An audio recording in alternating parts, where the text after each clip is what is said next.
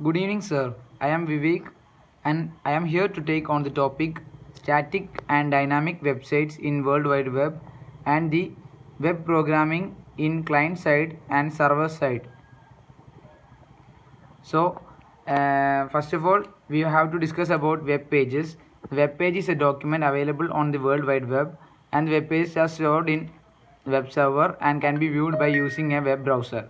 A web page can contain huge information such as text, graphics, audios, etc. Web pages പറയുമ്പോൾ document ആണ് world wide വെബിൽ നമ്മൾ store ചെയ്യുന്ന document നമ്മുടെ ഡാറ്റാസും കാര്യങ്ങളും ഒരു വെബ് പേജ് പോലെ നമ്മൾ വെബ് സെർവറിൽ സ്റ്റോർ ചെയ്യും. അത് വ്യൂ ചെയ്യാൻ വേണ്ടിയിട്ട് നമ്മൾ വെബ് ബ്രൗസർ യൂസ് ചെയ്യും. സ്റ്റാറ്റിക് വെബ് പേജ് പറയുമ്പോൾ they are very simple and can be written in the languages such as HTML, JavaScript, CSS, etc. In static web pages, web page will remain the same until someone changes it's manually.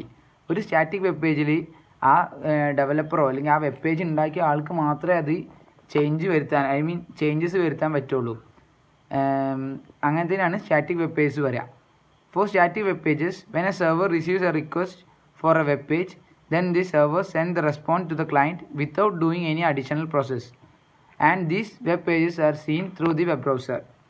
എന്ന് വെച്ചാൽ ഒരു web ബ്രൗസറിൽ നമ്മളിപ്പോൾ ഒരു request കൊടുത്ത് അപ്പോൾ അത് നേരെ web സെർവറിലേക്ക് പോയിട്ട് സെർവറിന് അതിനുള്ള റെസ്പോൺസ് തിരികെ തരും. അതാണ് സ്റ്റാറ്റിക് വെബ് പേജിൽ നടക്കുന്നത്.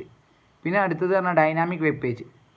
Dynamic web pages are the pages which are written in language such as CGI, AJAX, ASP.NET, etc. In dynamic web pages, the content of the page is different for the different visitors.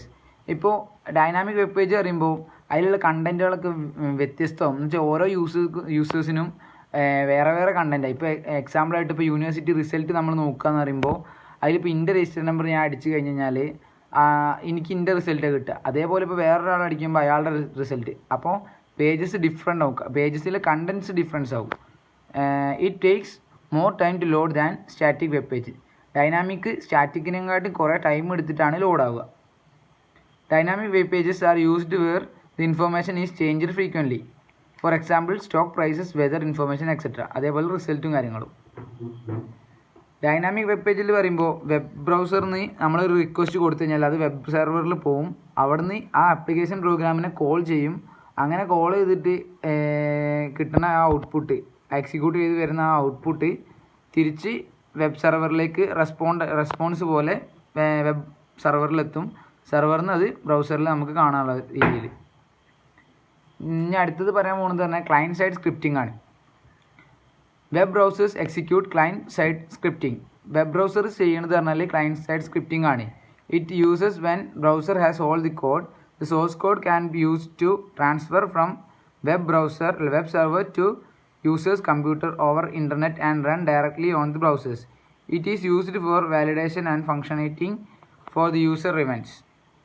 Server side scripting എന്ന് പറയുമ്പോൾ web servers R used to execute. എന്ന് വെച്ചാൽ അവിടെ web browser ആണെങ്കിൽ ഇവിടെ web സെർവറാണ് ഇത് execute ചെയ്യാൻ വേണ്ടി യൂസ് ചെയ്യുക. They are basically used for creating dynamic pages. ഇത് സെർവർ സൈഡ് സ്ക്രിപ്റ്റിംഗ് യൂസ് ചെയ്യുന്നത് ഡൈനാമിക് പേജസ് ഉണ്ടാക്കാനാണ്. It can also access the file system residing at web server. Server side environment that runs on the scripting language is called web server. Client സൈഡിൻ്റെയും server സൈഡിൻ്റെയും classifications. Source code is visible to user. Client സൈഡിൽ source code എല്ലാവർക്കും visible ആണ്, server സൈഡിൽ source code visible അല്ല.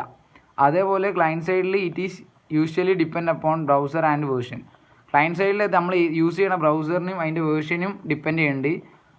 Server സൈഡിൽ depend upon client. It runs on user's computer. Client server എപ്പോഴും client side scripting എന്ന് പറയുമ്പോൾ എപ്പോഴും യൂസറിൻ്റെ കമ്പ്യൂട്ടറിലാണ് ഉണ്ടാവുക. സെർവർ സൈഡ് പറഞ്ഞാൽ വെബ് സെർവറിൻ്റെ ഉള്ളിലും. It does not provide security for data.